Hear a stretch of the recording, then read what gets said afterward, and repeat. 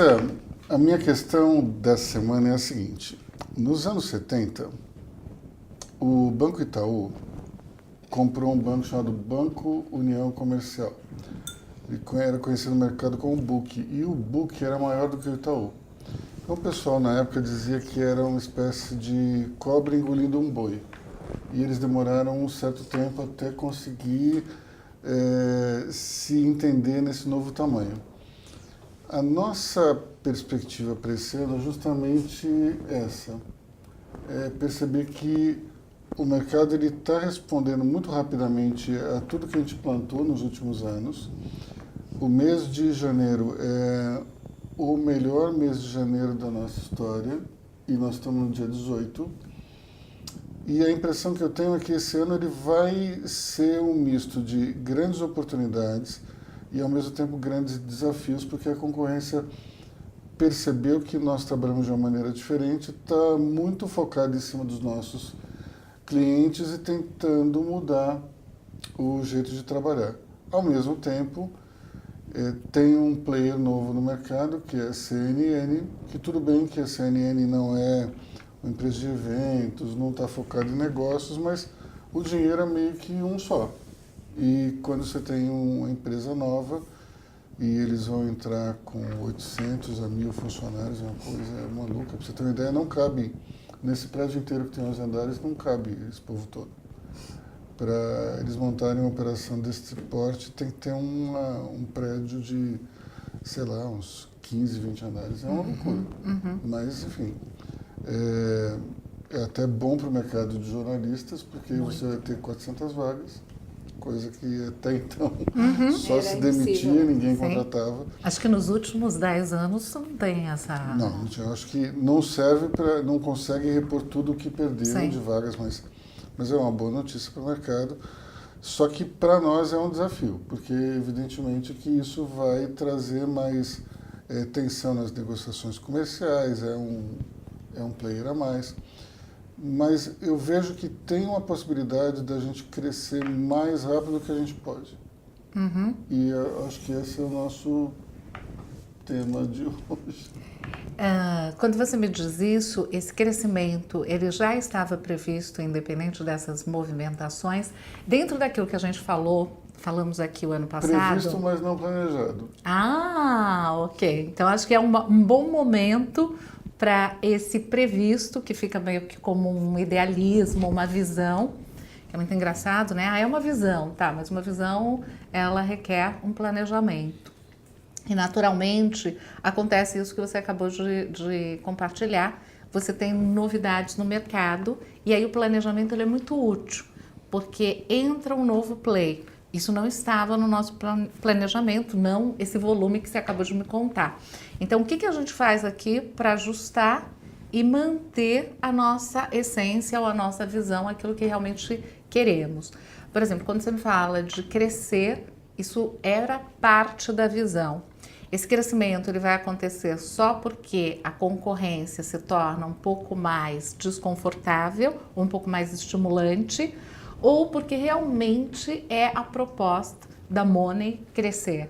Porque A gente tem uma proposta de crescimento, mas a gente tem um limitador de crescimento. sim. Na área de eventos, e especialmente na questão da filiação das empresas, sempre desde o início a gente achou que não dava para fazer algo muito grande, porque nós iríamos perder a capacidade, primeiro, de gestão do networking dos filiados e também do conteúdo, não foi isso?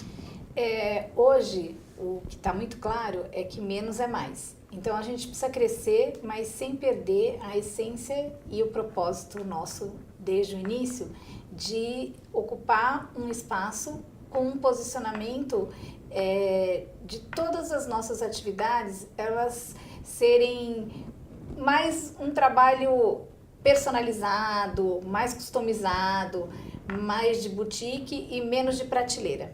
Então, a maioria dos players e dos nossos concorrentes diretos ou indiretos, eles têm um propósito oposto ao nosso. Eles querem turbinar em tamanho, crescer, a coisa mais atacado.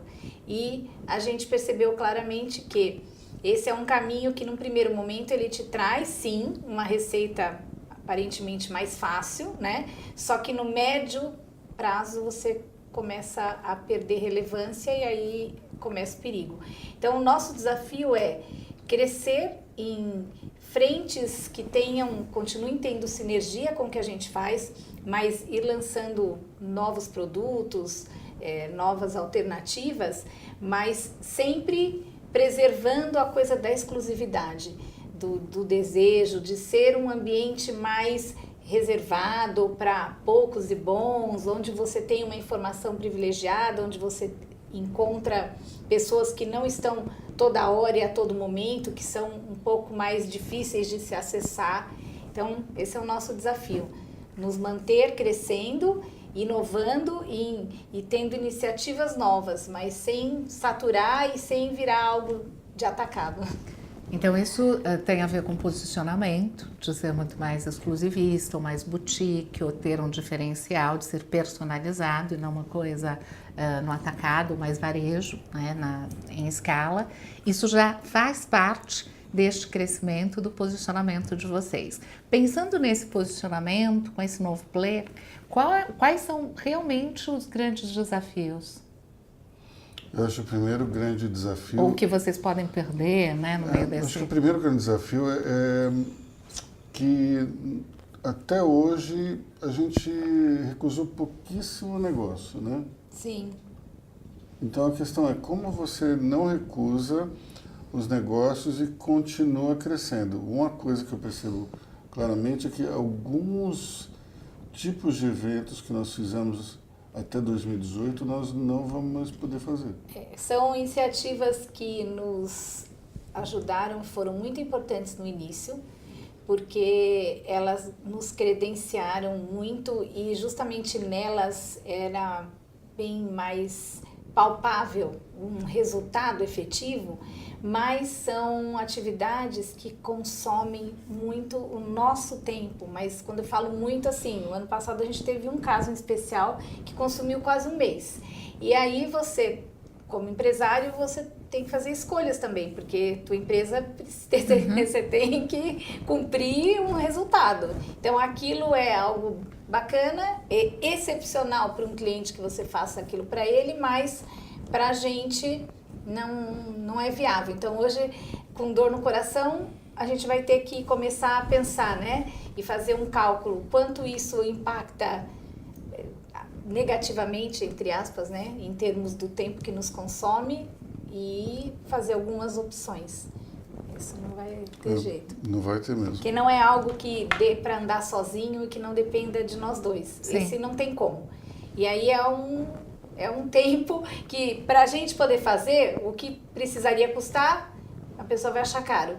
E num preço que é bom para um cliente, ele nos imobiliza e nos compromete o faturamento e resultado da companhia. E não dá também, né?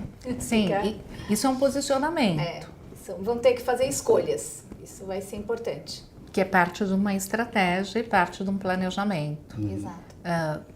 Como que vocês estão organizando isso, ou como vocês desejam organizar isso para não ter o pesar de dizer não para um cliente, né, ou de fazer uma escolha, como a Cris está colocando, e que quando você tem uma visão, por isso que a gente falou aqui, né, tem a ideia, mas é uma visão, e aí é legal ter um planejamento. E janeiro é um bom mês para um planejamento. Exato. É um momento onde a gente pode achar um espaço para sentar e fazer esse planejamento, né? Qual será o nosso posicionamento diante do mercado e dessas novidades?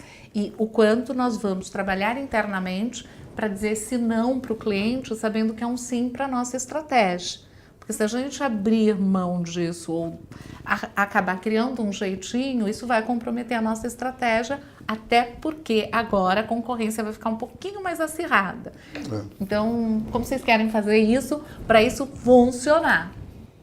Primeiro ponto que eu vejo é que a gente tem que descentralizar um pouco. Tem que... tudo não pode ficar tão em cima de nós dois.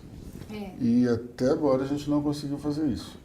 Essa semana a gente fez uma reunião de equipe para alguns temas que eles são bem mais fáceis, né, de fluir sem nos utilizar como sempre uma figura Envolvidos. central, que cada líder, né, de área abraçasse mais essas causas e que as suas equipes, não é que nós não vamos estar mais disponíveis para eles, muito pelo contrário, mas eles precisam nos ajudar para a nossa empresa crescer e se a empresa cresce, todos os colaboradores idem, eles precisam aprender a poupar um pouco e centralizar no próprio chefe, né? E aí deixar menos interlocutores com a gente.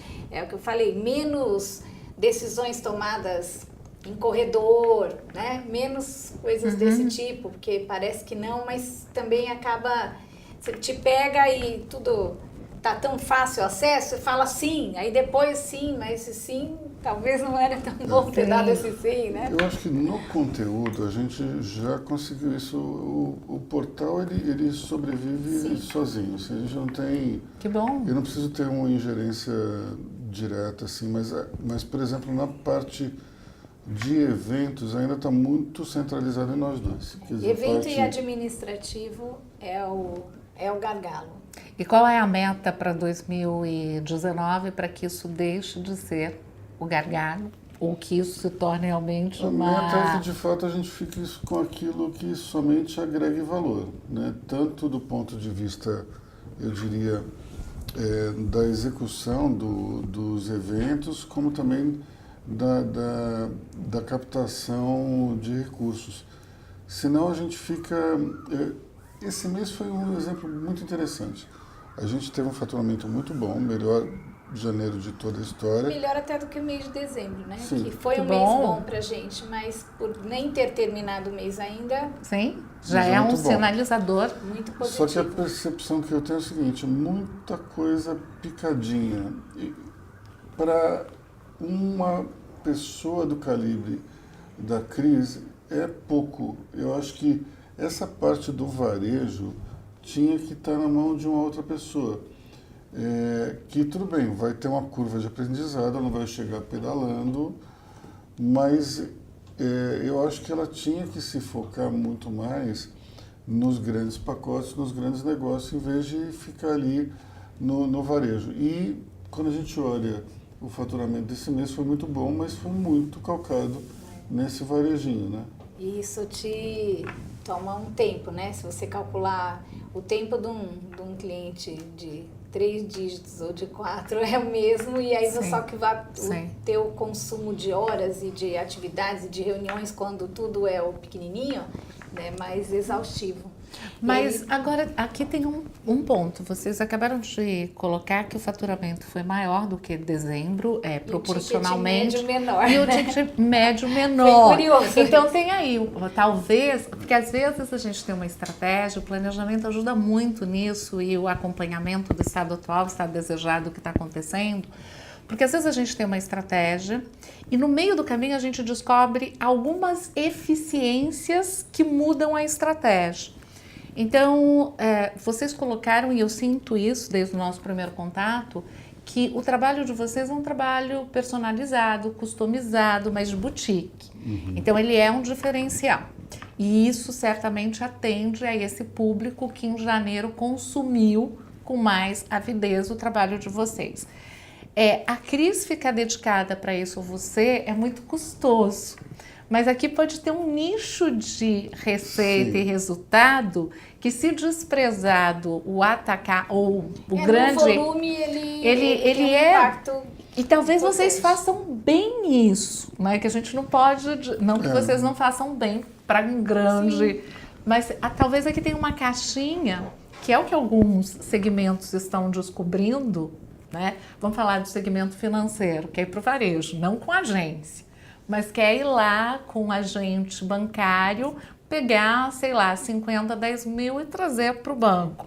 A gente olha o Pão de Açúcar, por exemplo, o Extra com outras marcas, tipo até um varejista que eu esqueci o nome, acho que Mercado Brasil, alguma coisa assim, que está atingindo aí um público que é um público pequenininho, mas que no volume ele traz um bom Uma resultado. representatividade. E mudando a estratégia. Porque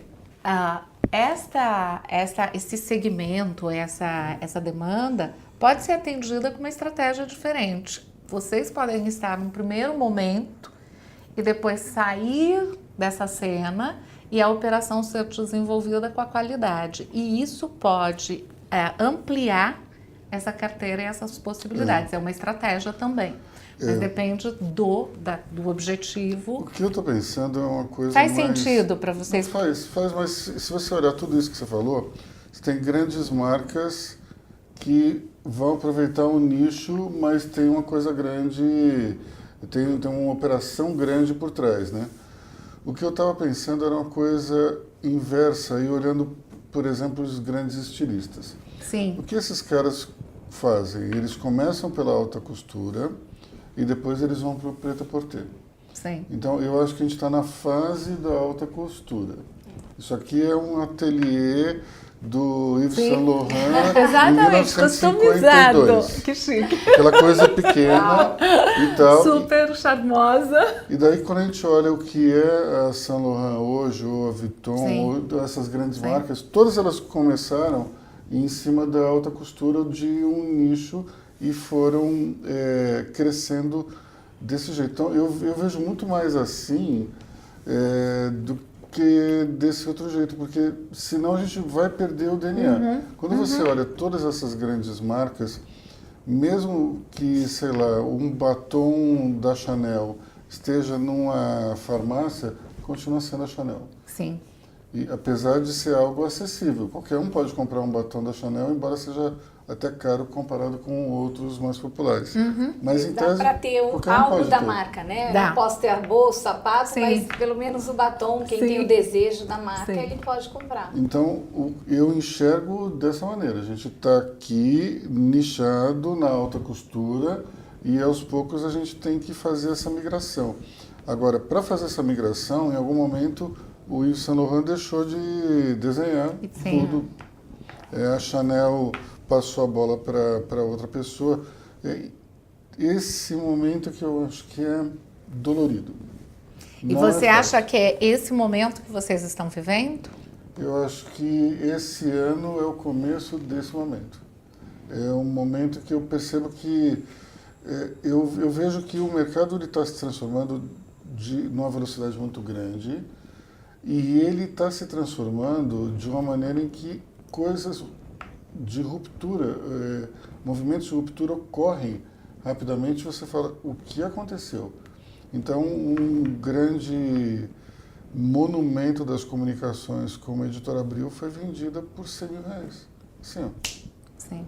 de uma hora para outra, não é mais a família Tivita, é uma pessoa que... gigante, né? no Total, mercado, a total. referência. o novo dono é uma pessoa que, com foco em reestruturação, com interesse específico em ativos que são meio escondidos do olho normal, que é operação de logística incrível, Sim. que pode ser utilizada para trabalhar e-commerce de tudo quanto é Sim. lado, só que estava ali escondido, é um grande ativo da empresa.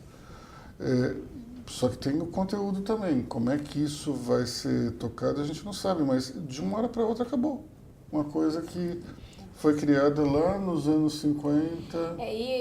Acho que o que a gente faz, ele tem um agravante, né? Porque ali era conteúdo puro e em formato de publicações. Sim. O que a gente faz, nem tudo é exatamente tão Não é palpável tangível e como tangível. era, E a linha é muito tênue entre a euforia e o contentamento do cliente e do mercado. Sim. E de repente passar a ser desinteressante. Então, essa semana mesmo a gente recebeu algumas pessoas que eu até falei isso para a Luísa, a gente tem que ficar muito atento a isso, porque eu não acho isso bom e acho arriscado até para nós, porque a gente essa semana ouviu críticas de alguns clientes a outros players. Aí eu falei, da mesma forma que eles vêm aqui, isso aqui era bom, não é mais, isso aqui era bom, não é mais, isso aqui era bom, não é mais, amanhã eles vão chegar em outro, vão dizer, lá era ótimo, agora não é mais. Então, quando você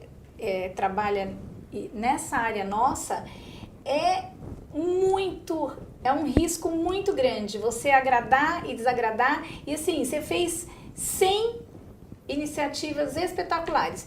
Uma foi boa, não é que foi ruim, foi boa, não foi espetacular. Pronto, a partir daquele momento já criou não sei se é tão bom assim. Então, o nosso maior desafio é que a gente tem que se reinventar, eu diria que quase todos os dias. Não pode estagnar. Porque você tem que surpreender todos os dias. Então, aquilo é excelente? É. Só que não pode pegar aquilo, antigamente era muito comum falar, time que tá ganhando não mexe. Quem não mexer hoje é um ato suicida, porque logo as pessoas se desinteressam, né? Aquilo era maravilhoso, agora não é mais. O restaurante era maravilhoso, agora já abriu outros tantos que são muito mais interessantes e as pessoas querem o novo. Às vezes o novo é até pior, mas é o novo, tem a curiosidade do novo. Então, esse é, acho que, um desafio muito grande para a gente. Vocês sentem isso no cliente, por exemplo, o cliente de vocês, porque existe o cliente que está ávido pelo novo e existe o cliente que é fiel, lógico, desde que haja qualidade, desde que haja um diferencial.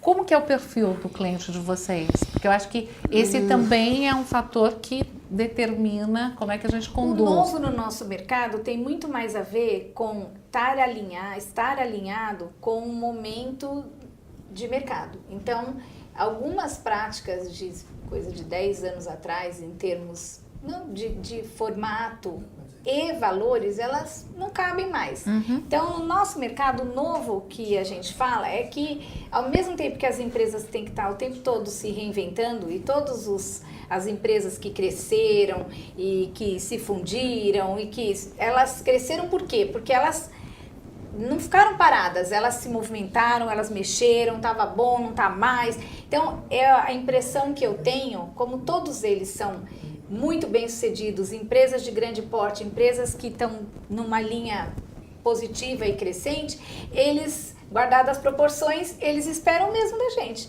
Eles não esperam de nós que a gente vai chegar e vai ser sempre a mesma coisa. Aquilo é ótimo, mas tem que ter um movimento. O movimento tem que ser constante.